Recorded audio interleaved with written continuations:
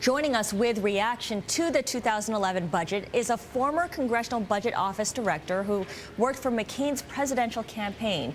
He's Douglas Holtz-Eakin. He is president of DHE Consulting. Thank you so much for joining us, sir. My pleasure. Let's start with your calling the president's last budget out dangerous. How is the current 2011 budget more or less dangerous?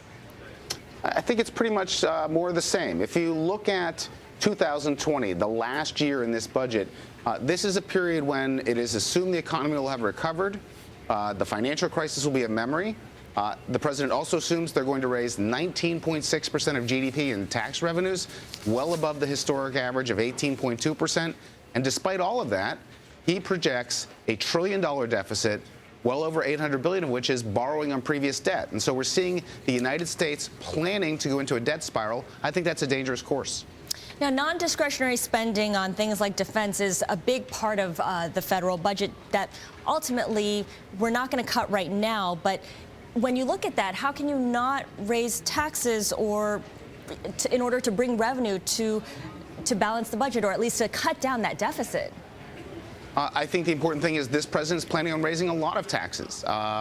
In fact, trillions of dollars of taxes, but he's not actually planning to cut spending. Despite all the attention paid to the near-term freeze in non-defense discretionary spending, the big budget numbers are outside of that, and they're growing as rapidly as they ever have. So we're on track to raise more taxes than we ever have, spend a lot more than we ever have, and still run big deficits.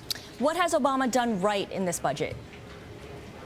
Well, I think that what he's correctly done is recognize that the economy is frail and that we don't need to stop the deficit this year. What he hasn't done right is put us on a trajectory to actually get the deficit under control. He's called for a commission, but that's not the same thing as having a plan. That's having a hope. Now, Obama also called for Congress to deliver a new jobs bill, and within this budget, he's earmarked, what, $100 billion in additional stimulus for jobs.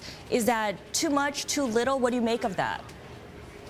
Well, it's one of the reasons that the deficit in this budget is $300 billion higher than the Congressional Budget Office projected just a week ago. So they're clearly planning to spend a lot of money this year. I'm skeptical that it will do much in the way of good for the jobs outlook. We saw a nearly $1 trillion stimulus bill generate very little in the way of sustained job creation. So I think you have to take all those initiatives with a grain of salt. They're more politics than substance. Where will Obama, the president, get the most pushback from Congress?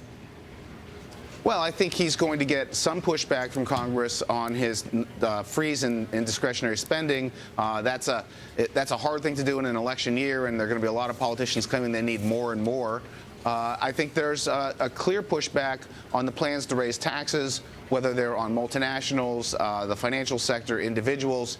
This is a budget built around big tax increases without solving the deficit problem. All right. We thank you so much for your time. I've been speaking with Douglas Holtz-Eakin. He's the president of DHE Consulting, also the former CBO director. He was joining us from Washington.